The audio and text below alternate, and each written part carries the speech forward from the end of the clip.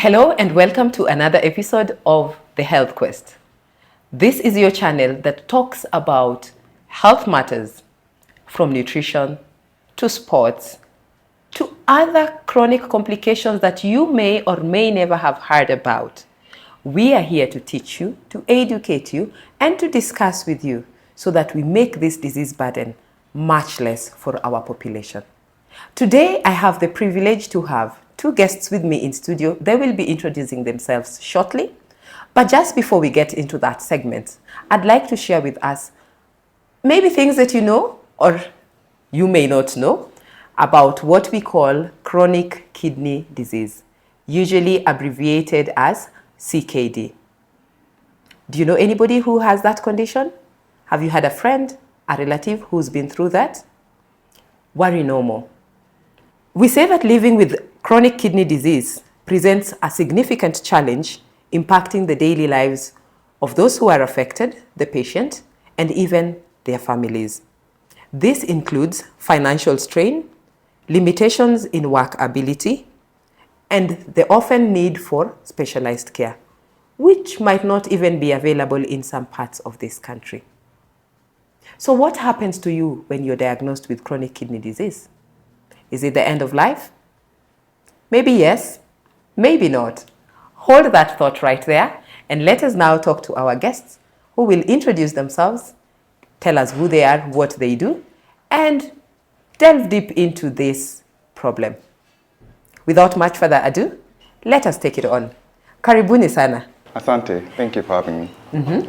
Thank you. Maybe you want to tell us your names, what you do, if you don't mind, before we delve into this conversation. So let us start with you. Okay, thank you very much. My name is John Gikonyo. I'm the Vice Chair of the Non-Communicable Diseases Alliance of Kenya, and I'm also the President of the Renal Patient Society of Kenya. Wow, yeah. That is really good. Did you guys know there is a renal society? Did you say renal society? Renal Patient Society of Kenya. So you are not alone. If you are a renal patient, just know somebody's got your back. Over to you. Thank you. So my name is Joab Wako, and I am an engineer by training. And I founded an organization called Transplant Education Kenya to raise awareness about organ donation and transplantation in the country. Yes. So we are no longer going to India? Are we still going? No, but Kenya has done transplants for the longest. The first transplant was done in 1978 at Kenyatta. So we've done transplants, kidney transplants, let me specify, kidney transplants for a long time. That's such a great piece of information. And I am sure not everybody who's listening to us knew about that. You know, that there's actually an association that can help you understand more pre and even post a kidney transplant. Yep. That is some good information. Oh, and that the first kidney transplant was done in Kenya in 1978. Yes. Whoa, I am not selling out my age, but no, that is a bit early, and we appreciate that. I would like us to delve into this conversation, and we're basically just trying to explore how did you end up where you ended up? I can see the age is very different, and I appreciate what Non-Communicable Diseases Alliance of Kenya, NCDAC, is doing to just, create more buzz and more empowerment and education around non-communicable diseases. So let me start with you, Mr. Gikonyo. How did you find yourself in this situation? Very interesting. I find myself in a hospital, idle in a hospital. Idle because I was there because my child had been admitted. And as a parent, when your child is in the hospital, you're also kind of admitted. So I was spending a lot of time in the hospital and just reading through things that were all over the place. I saw a brochure that says that I can do some checkups, which they had an offer at the time in this hospital, what they were calling a Wellman clinic. So I decided, since I am here, and I'm not doing anything. You went looking for trouble. Let me go and do this thing. So I presented myself and they told me, no, we can't do that. It was about lunchtime. So they told me, we can't do that. Come tomorrow morning before you take everything. So I came the following morning and we did the tests, just a general body checkup. And when the results came out, they told me that there are indications that there could be some trouble with my kidneys.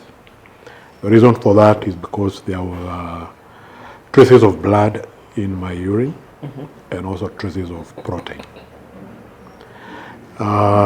So I couldn't imagine. I actually didn't get the gravity of what they were telling me, but I decided to do a second test and get a second opinion. And the second opinion also confirmed that. That's when I started getting into a kind of a panic. And what's all this? So I went for a third, a fourth, a fifth opinion, and I was told you have chronic kidney disease. Let me just pull you back a bit. Yeah. And you say the first test that you did was as simple as a urine test. Yeah. What we call No. It's I did a general. They were not looking for CKD. I was just doing a Wellman test. The entire body. Body workup. Yeah. Yes. But what gave up the kidney condition was the urine test. That's what I was getting at. And actually, for anybody who would like to know the state of their kidneys, it's as simple as having your urinalysis. Your urine is analyzed, and if they find you have traces of blood in the urine or protein in the urine, that's the first indication that something could be going on. Yeah. Thank you. What about you, Mr. Wako? Was it the same thing? Some people might say Mr. Gikonyo went looking for trouble because why did he pick that brochure? I was actually accused of doing it. But in some areas they say what you don't know doesn't kill you. I think in health the opposite is true. What you don't know is actually what will kill you. Yeah. And we thank the whatever facility you're in for allowing people to know, have that information, then you decide, I'm going to check. Yes, now back to you. Yeah, mine was very different. In fact, for Gikonyo, we push for people to do that. Because as a young person, people don't feel like something like chronic kidney disease would be something you'd be experiencing. And for me, that was the same case. I was young, healthy, I used to exercise, and then I just started feeling sick. Like I couldn't keep any of my food down. I would throw up, I'd feel very nauseated, no appetite. And then when the fatigue really came in, that's when I knew something was off. So I'd be so tired in the morning, it feels like I haven't slept the whole night. It was very unusual, even though my work schedule was quite intense. It was very hectic. I used to work 6 days a week, but I couldn't even get out of bed. So I go to a clinic and check. And so because I'm young, fit, all that, even the doctor there was like, okay, let's check, maybe you have ulcers. So we checked for ulcers, check for no ulcers, check for H. pylori, like we were just checking for everything in regards to my gut health. And that was the first set of tests. I was sent home with these things, antacids. Yes. Imagine antacids. So I go home, take them, and I'm feeling worse. Now I'm feeling so bad. In fact, one day I wake up and my face was swollen. Like I had edema. I didn't know it was edema. My feet were swollen, my face was swollen. So I remember calling my mom and saying, hey, what's going on? I have allergies, but I've never seen it this bad where my face is swollen. So I was told, okay, you know what? You just go to another hospital and check and push for a blood test. And then I go to another hospital, same thing, mostly gut. And then I was like, maybe we should do a blood test and just check. So luckily the doctor there tested my blood and did a kidney function test. And actually my blood count was very low. That was what actually brought it up. They didn't do a kidney function test. They actually just did a total blood count, if I remember correctly, yes. And then they found out that my blood count was 3.8, which is so low. And that's that was when low. Very low. No Yes. wonder the fatigue, right? Yes. So I was severely anemic, and then that's when they were like, okay, there might be something we need to check further. So now I was referred to a bigger hospital, where I went in, and I remember walking in and giving the nurse the paper because it was a big hospital, so I gave the nurse that my blood count was 3.8, and at that time I didn't know that the normal is about 12, 14 for men. You know, I was So thinking, you're just working with 3.8. Yeah. And you don't think that? Okay. I didn't know. You know, if you imagine at 20, I was 24 at the time. Okay. That, you know, I've not checked blood count, I don't know what that is. So when I showed the paper to the nurse, I remember him looking at me like his eyes got really big, like this is The shock on serious. everyone's face. Yes. So immediately I was rushed to the emergency room and they started doing tests. They were like, this can't be possible. So they did now more tests, like more blood tests to check, and it was really 3.8. Now they started checking my kidneys. and they found out that now my kidneys, like my creatinine was very high. I had like high blood pressure. My blood pressure was like 200 and something over 100 and something. It was very high. And I had something called uremic frost. But I didn't know. You know, me, I just thought it was my skin in a parara. I know a lot of and you tell ignorance at the yourself, I time. am a man, so that is okay. Yeah, but If my skin is not glowing and I'm a man, we're good. yeah. Not quite often. Yeah, so that's when they started now breaking it to me and telling me, hey, do you know what the kidneys do? We've tested and your kidneys don't seem to be working where they should be, but we're not sure if it's acute or chronic at the time. So I started now finding out about all these different types of kidney disease, you know, acute being it's short term and it can come back, but chronic is over time. So they're like, we're doing more tests, but we're going to admit you to the ICU. When I had ICU, Did you take yourself to hospital? I was taken by a friend. You were taken by a friend? Yes. And you were walking? I was And then walking. all of a sudden, ICU. ICU. Hold it. What could have been, Mr. Gikonyo, in your opinion, the cause of your CKD, your chronic kidney disease? In hindsight, when you think about it. Now, in hindsight, this was not the first time I was, showing traces of blood in my urine. I think every time I have ever done a urinalysis that I could remember, there were traces of blood, but no one ever really got worried about that. When I was diagnosed now with CKD, then the next thing was what has caused this.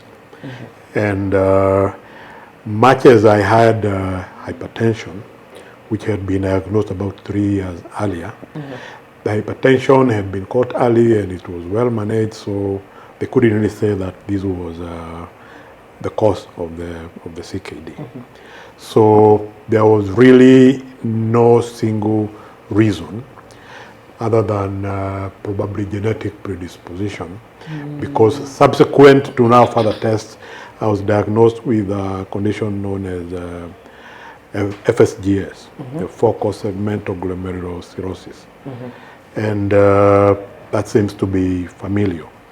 So most likely that's where this came from. Had you seen anybody else in your family or in your lineage before who had suffered a kidney problem? No. Or maybe they did and they didn't know? No, You hadn't seen? we hadn't. I hadn't. And even after now we knew that this could be a family thing. It's still, I was the only one with this condition. And just while on that point, you have had your tests done, you have been told you have traces of blood in your urine and some protein. How was that information delivered to you? Was it in a way that you would say, okay, well, they made me understand and this was something I could take? Or the fact that now you went seeking for second, a third, and a fourth opinion was because you didn't quite accept how the information was relayed? I would say the whole thing was handled professionally. Okay. Remember, CKD comes in stages. So I was caught in the early stages of CKD. So the first announcement was the indications there could be problems with your kidney. And in some period in time, you might need dialysis. But we need to look further and see what can be done about this. So I didn't go into full panic mode at the time because now this is a condition, it was explained to me. And then I started reading a lot about now the condition. So I would say it was handled professionally. I would also hasten to add that I think I came off lightly in terms of people who get diagnosed with kidney disease, because kidney disease is what is called a silent killer. It progresses quietly and silently within your body. A lot of people find out they have kidney failure from the ICU. Not like Joab, who walked himself into one. They wake up into one. They wake up in an ICU and they find pipes all over the place and what's going on? Say your kidneys failed and we are dialyzing you. So for me it was a bit light. Thank you. And in one of the episodes where we were discussing with a nephrologist on what the key causes of kidney disease in Kenya especially are, she mentioned that high blood pressure is one of it. Of course, there's the genetic factor, but the highest on that list is high blood pressure, usually uncontrolled or probably not managed, and diabetes. Yes. And because all these two conditions are very silent, which also makes the kidney disease silent, we are getting a lot of people at kidney failure, and we have to, get diagnosed and start on with dialysis without people knowing. Yeah. But don't worry, we will come back to that point. Let me add Yes. there, the key word we should always use. Yes, hypertension and diabetes are the leading causes of kidney failure, but it's uncontrolled. Uncontrolled, yes. Uncontrolled. So not everyone who has hypertension or diabetes is going to get kidney failure. Sure. If it's being controlled, if it's being managed, if you're following your doctor's advice on diet, Yes. medication and everything, Yes. you will be fine. So there is an aspect of adherence. For as long as we Yes. are doing our best to adhere to the instructions that we've been given to Yes. manage these conditions, Yeah. then we can save ourselves. And part of that control, because it's known this can lead to kidney failure, your management team will always be putting one eye on your kidney function. So they will be very keen to see or to make sure that you do not progress to kidney failure. Kidney failure. Yeah. Thank you very much. Yes, you walk into a hospital, give your lab results, and the next thing, we need you in the ICU. Yep. Of course, now they have to wheel you there. Yeah. You no longer walk to the ICU. ICU, I know. Tell us about that. So, they wheeled me there. In fact, I remember distinctly going into these big hospital elevators, and there were, I think, about 6 or 7 doctors around me. Just so shocked that my lab results, how bad they were, and I was coherent. I knew who I was, I knew numbers, I knew where I was. And so I rolled into the ICU, and I was told I'm the youngest person in ICU that night. And I just How did that remember- make you feel? I don't know, those were like, and I was conscious, I was wheeling through other patients, and I was conscious. I knew where I was, so I felt like I shouldn't have been in ICU. That's how I felt. But anyway, so I get into the ICU, and they start now like the IVs. I got so many IVs, and they started like the checking my heart as well because of the high blood pressure, and then my potassium was almost 8. It was very high. So that was the first thing they tackled. They were like, we need to reduce your potassium so that it's stable for your heart, because potassium is not good for your heart. And then decide now with the access for dialysis. And let me tell you, going from not really understanding what's going on to having a catheter inserted when you're awake is one of the most shocking things you can have happen to you, because you're awake and the doctors are on your neck, and I could feel everything. Okay, I was numb, but I could feel like, them The working. movements and the workings that are going on. Yeah. So within hours, they had the catheter put in, and I was told once I'm stable, like with the potassium, they would now take me to dialysis. And that was the first time I heard about dialysis. I knew about it, but like dialysis itself and the explanation about the machine and how it cleans your blood, that's what they started telling me about it. So at 4 a.m., that's when I was now taken to dialysis.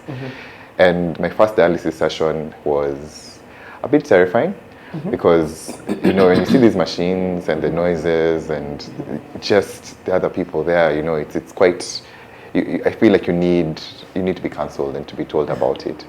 So the nurse told me, the renal nurse now welcomed me and attached me to the machine and started explaining to me what's happening.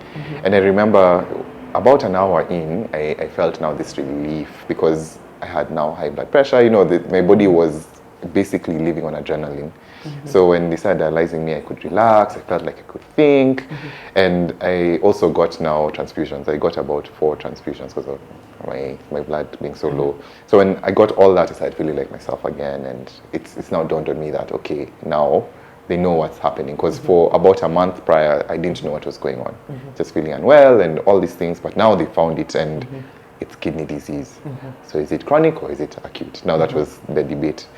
So for about 2 weeks in hospital, now that's what they were looking at. And as they did tests, they kind of found out that, okay, your kidneys have shrunk, which means it's chronic. And they started trying to find out, what caused it? And one of the nephrologists, the kidney doctor, told me that you can do a biopsy if you really want to find out, but by this point your kidneys are failed. So they were like, you don't, if you want to find out just for you to find out, you can do it. So I opted not to do a biopsy because I've had horror stories about a biopsy and how painful it is. But they told me most likely it was glomerular nephritis. But it wasn't confirmed that that's what it is because I didn't do a biopsy. Yes.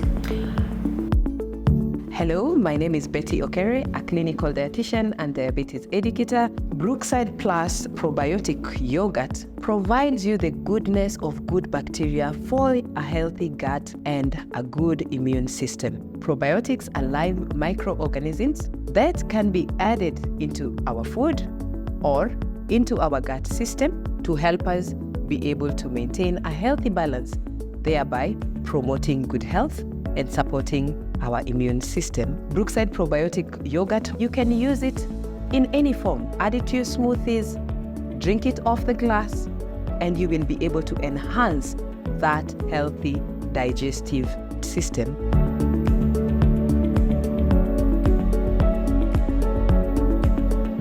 You are a young man, 24. Yes. And you have been sent to the ICU and you're told your kidneys have failed. Did that present... I know you say that at the end when they started dialyzing, you felt much better. You felt like they knew what they were doing.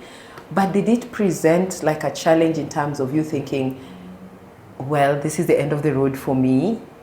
I am 24, what's going to happen? What does my future look like? Did it ever present that to you? Yes, it did. It's a hard reality to face. And I remember for those 2 weeks I was in hospital, I didn't even want to think about it, you know, because right towards the end, before I was discharged, the doctors came and told me, you know what, you might need a transplant if it remains the same, because from their tests and everything, it was chronic and it's permanent. So they were like, you need to start talking about a kidney transplant. And I just remember thinking, a kidney transplant, like I'm going to survive when someone else's kidney, you know, like I feel like that's when it really dawned on me that this is permanent. You know, I'm not going to get out of hospital and feel better and go back to work and do what I used to do. I have to change my lifestyle. I have to change how I eat, how I, like everything I do. And it's shocking. It is shocking. I'm lucky that I wasn't around, and so I got a counselor. I got someone to counsel me through that process in the following months, and that changed my life significantly. And it's really important what you asked Kikonyo about how it was kind of opened up to him, how he was told he had chronic kidney disease. Because for me, those 2-3 months after is when I really came to terms with it, to acceptance. Because in the beginning you're in denial. You're like it's going to come back, and everyone is like, yeah, you are healthy, your kidneys are going to come back. And so when you have that rhetoric, it's hard to believe what the doctors are telling you, that it's permanent. You're probably always going to bed thinking that this is a bad dream, it's a nightmare, I'm going to wake up from it, and you know what, my life is going to continue as usual. Exactly. And understandably so. Yeah. Mr. Kikonyo, Yeah. you say you are not, at diagnosis you're really not, you're caught early in the diagnosis. What stage, if you don't mind, and how long did it now take to progress into? I think it was caught at stage 3. Then I popped the question, how much time do I have? Where do you want to go? No, I've been told the stages. There are 5 stages. Yes. I'm at 3, so there's stage 2, stage 1, and then the last one, which is kidney failure. So I was at stage 3. And I was told, if best case scenario, 3 years. Now, when you have a late diagnosis, like Joab has just said, your hope is that your kidney function will come back. When you have an early diagnosis, your hope is that the progression to kidney failure can be stopped. If not stopped, can be delayed. And delayed until you are 80 years old, and then you don't have to worry about the magical number. Yeah, so now I start now looking in terms of how can we have this delayed?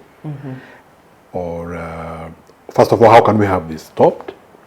Then when it became apparent that it cannot be stopped, how can it be delayed?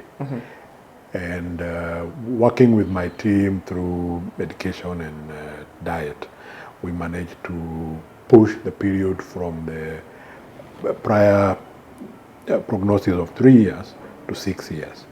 So from the time that I Wow. was diagnosed with CKD to the time that I did a transplant, it was 6 years.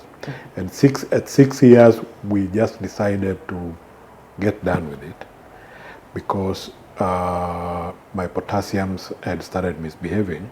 And so the doctors felt since we are not waiting for any other thing to happen, we might as well have a preemptive kidney transplant. So a preemptive kidney transplant is where you get a transplant right before your kidneys are 100% filled. Yeah.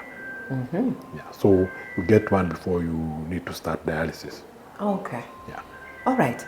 And you talked about changes in lifestyle and changes in food. We'll come to that shortly because he also mentioned it and he said the thought of my diet had to change, my lifestyle had to change, really was now dawning on you. Yeah.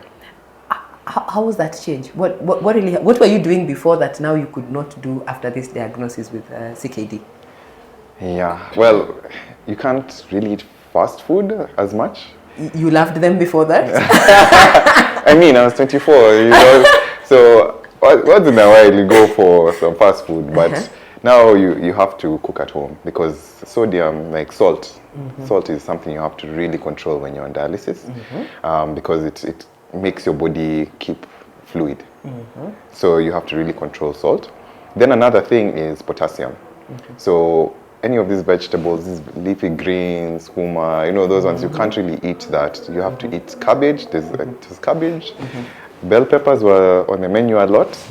And then there was sometimes broccoli. Those, and then rice. So if you're on dialysis, rice was like, even you tell a dialysis patient we're going to eat rice, it's just like, hey, that's what we eat every day is rice. So rice, and then on dialysis you need a high protein diet. Because now the machine pulls out a lot of your albumin, which is protein.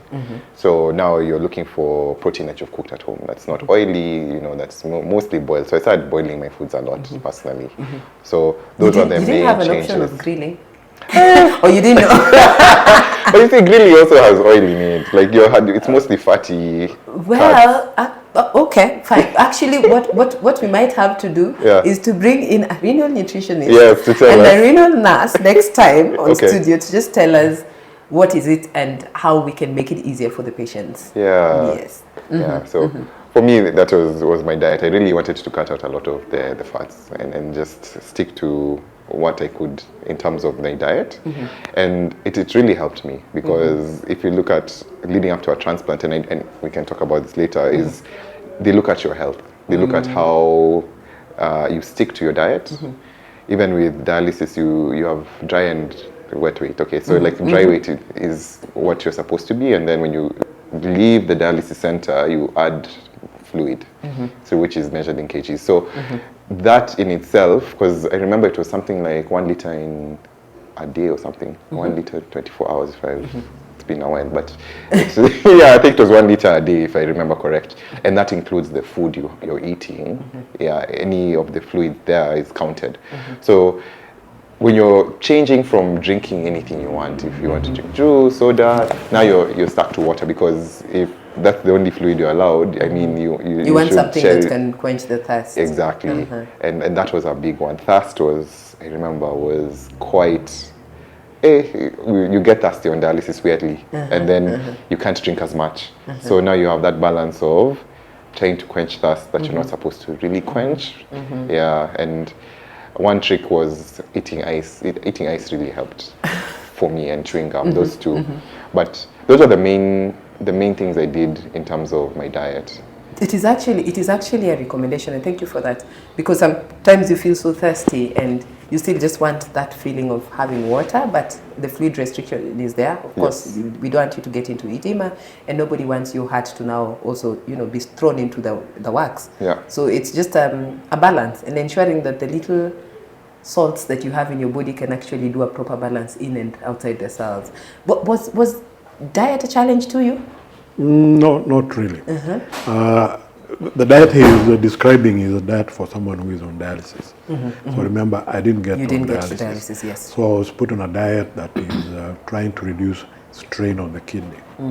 So avoid foods that are high in potassium, and avoid also food that would strain the kidney, like proteins. So reduce, actually not avoid, reduce meat intake and high protein subs. Drink a lot of water, opposite of the restrictions.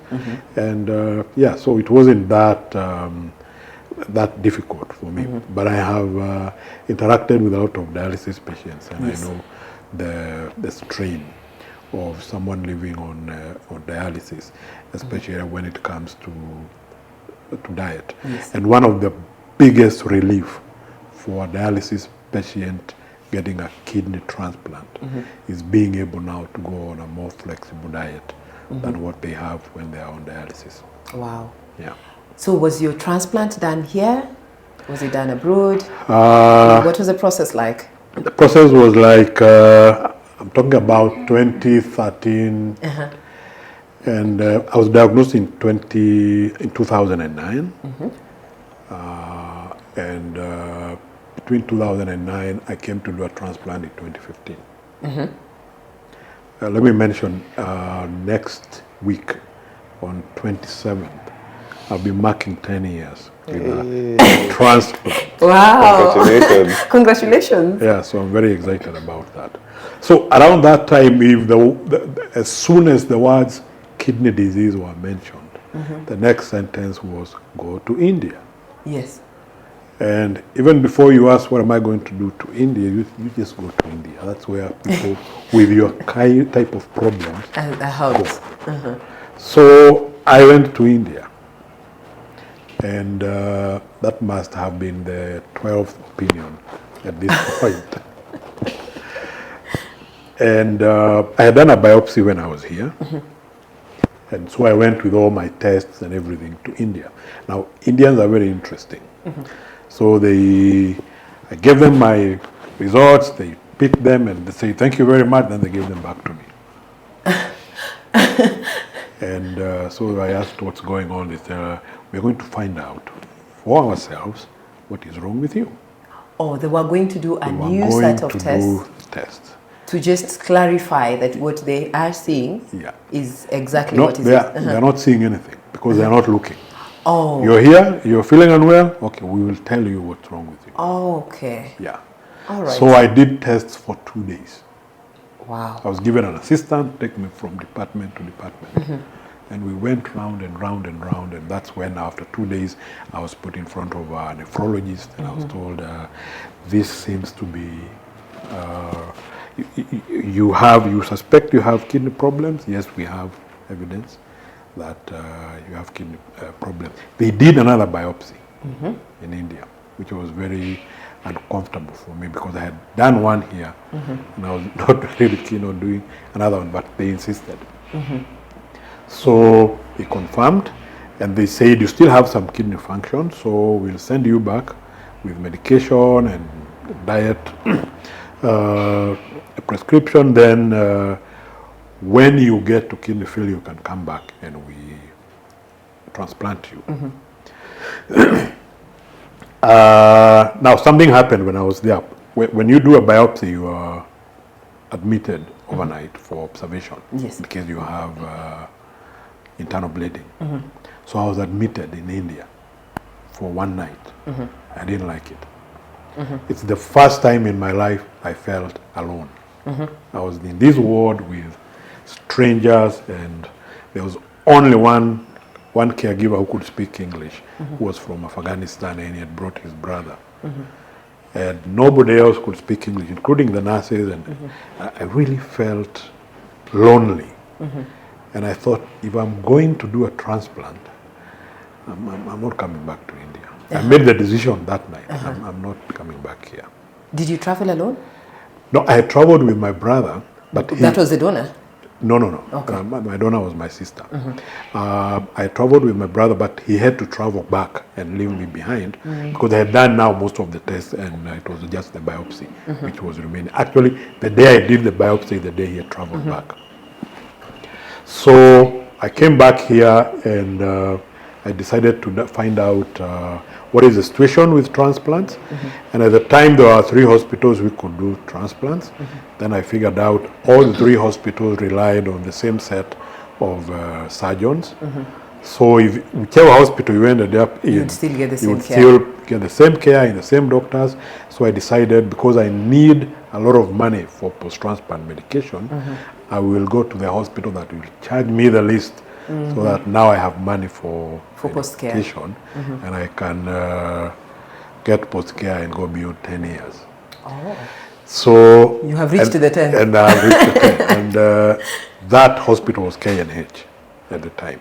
So that's how I chose now to go to KNH and get a transplant. For those who do not know what KNH is, It's it is Kenyatta National National Hospital, our Yeah, Kenyatta National public Hospital. referral hospital. Yes, yeah. Yes. And you know, a lot of people have this confusion about Kenyatta National Hospital. Kenyatta National Hospital is a government hospital, Yes. so it has everything Yes. and the best of everything. Yes. It's just that sometimes there are too many patients and you tend to wait for longer than you would wait in another place. Wow. But the level of care, the quality of care is superb. I'm sure somebody from Kenyatta is listening and they'll be so proud of you. But we leave that for now. We come back to Job. Just in a nutshell, tell us how your transplant journey was. Was it done here? Was financially speaking, what did that mean? You are a young person. Did somebody else have to pay for it? Yes. Yeah. So my transplant, I did my transplant in India. And I can explain, like, when we came to Kenya, they weren't doing laparoscopic. So my donor at the time, my sister, was 26 and married, no kids. So when we saw the scar that comes from donation, we were like, okay, so maybe this is for someone who's a bit older. So we were a bit worried about the size of the scar. I just want to tell you that. So we wanted the laparoscopic, which is a robot, which is a very small incision. It's quicker healing. And we were like, okay, they didn't offer it in Kenya at the time. So we went to India. And that's what we looked for.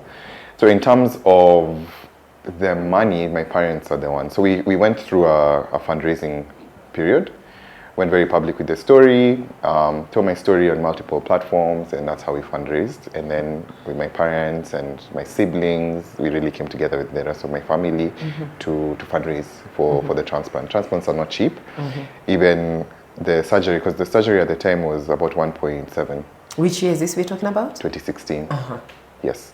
So it was about 1.7 for the laparoscopic option in India. And so that's what we chose. We were comfortable with it. Went to the hospital. We liked the facilities, and that's how we chose to have the transplant done there. And in terms of recovery, it took about a week for me.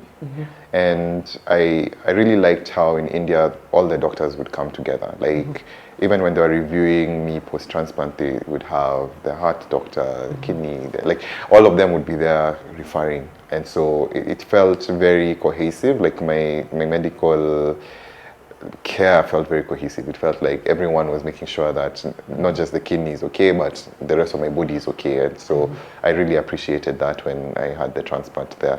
Wow. Yeah. Post-care. How has the journey been for you? Is it expensive? Oh, don't go there. I think to be here 10 years of, taking cyclosporin every morning and evening, I have spent a small fortune on medication. And I have my family and friends to thank for this, because this is something I I wouldn't have managed on my own. So I've had a lot of support from family and friends. I also did a fundraising. And I would take this opportunity to urge anyone listening, if you have a problem, especially a health problem, and it is costing you money, don't feel shy about asking for help. Yeah. Ask your family, ask your friends. Somebody will listen. Yeah, people will listen, people will come. Of course, you have to be a good person like myself and Joab. And a lot of people will come out to respond. But ask for help. Ask for help. Don't suffer in silence. So people came out, and I've been able to walk through this journey with that help. But I also know that not everyone is as lucky or endowed with many generous family or generous friends. So Joab and I have embarked on a crusade to convince the government through the National Health Insurance Fund previously and now Social Health Authority to support post-kidney transplant patients with medication, the same way dialysis patients are supported. And I'm very happy to announce that from December last year, Social Health Authority is now paying for a small portion of the cost of drugs, but it's a huge, huge relief to a lot of people who are on transplant and a lot of people who have stayed on dialysis because they were afraid that they will not be able to afford the medication should they get a transplant. So a lot of people now are encouraged to look for donors and go for transplant because they know that the burden of post-transplant medication is has been eased. Sorry. Also, in terms of post-transplant care, you need to go for regular clinics, and we have enough experts in the country who are able. Even patients like Joab who get their transplant in India, you still have to come back in this country, and you will not go back to India for post-transplant care. You rely on the local experts, and we have plenty of them. They are qualified, and they will do a good job in taking care of a patient. So the transplant space is expanding. We now have, I think, 8 hospitals. The 8th hospital is Kenyatta University Teaching and Referral Hospital, which carried out the first transplants 2 weeks ago. So we feel encouraged that the transplant space is expanding. I've seen an announcement by Kenyatta National Hospital that they will be starting liver transplant in the country. Currently, patients have to travel to India, and we are also very, very encouraged. And we would also urge the government to support liver transplant patients because they are going through the same challenges like any like kidney transplant patients. Wow. Yeah. Job. Yes. How many more young people are you seeing with kidney disease? And do you feel like we are supporting them enough? I don't feel like we're supporting them enough. Let me start there. But kidney disease, it affects 10% of the population, and not all of them are older. I feel that with young people, we end up crash landing in kidney disease. Like even you can lose a young person to kidney disease because by the time they find out it's kidney disease, they have really extended. You know, they're not going to go to hospital to check like Ikonyo. It's us, we're hardcore, we're here, we're doing life. Yeah, we're doing life. You know, even for me, it was the farthest thing in my mind. So it's something we need to bring attention to. Young people do live with chronic kidney disease, and there needs to be more screening even for young people. And I would urge young people to go out and get screened, and a urine test or a blood test you'd find out, because 10% it's not only old people there, if I can say that. So it's something we need to raise awareness on, and we need to push young people, even if you don't feel unwell. As we said, kidney disease is a silent disease, so if you don't feel unwell, you can go and just get tested and see. You know, you never know, it might be a bit earlier than is detectable by your body. And probably just, you know, encouraging a society where wellness checkup is a normal thing. Don't wait to be sick, because most of us are waiting to be sick. And by the time you're sick, it could be worse. Do you know what? As we go through this, I'm just thinking, I wish we had a whole day to talk about this. But of course, our viewers, you know, that may not be possible. But we continue thanking you for being our very, very faithful viewers. You keep coming back to the channel, and that is what will be able to support us to get much more information and even further discussions on kidney disease and any other diseases that we may be suffering or we have seen there in the society, so that so many of us are informed about it. Unfortunately, that is all the time we had for today to be able to discuss this.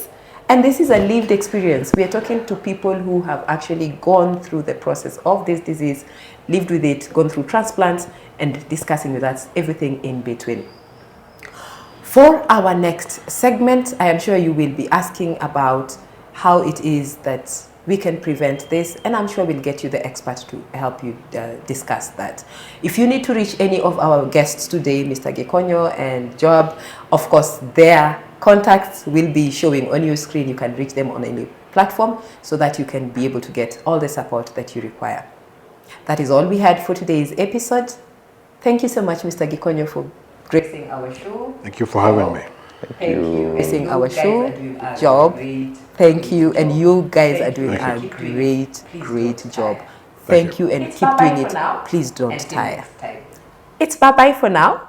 Until next time.